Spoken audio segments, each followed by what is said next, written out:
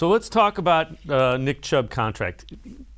They're going to try to extend Nick Chubb. That's not a big secret. What do you think a contract extension for Nick Chubb would need to look like?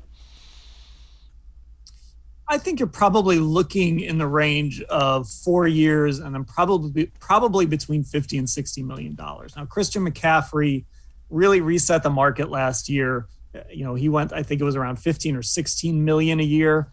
I don't think Nick Chubb is going to demand that type of money. Now, his agent might sit down and say he wants that type of money, but I think the Browns will simply respond, okay, well, you've got to be able to do all the things Christian McCaffrey does. And the reality is Nick Chubb just doesn't do that. I think he lands more in that Derrick Henry range. He was about 50 million over 4 years. So I think if you kind of set out to do 4 years, 52, 4 years, 56, that's kind of where I would put that sweet spot for Nick Chubb's contract. And then you give yourself flexibility with a lot of these running back contracts right around that age 28 season, where if you start to see a decline, if you start to get into a little bit of a pinch with the cap, you can get out of those contracts fairly easily.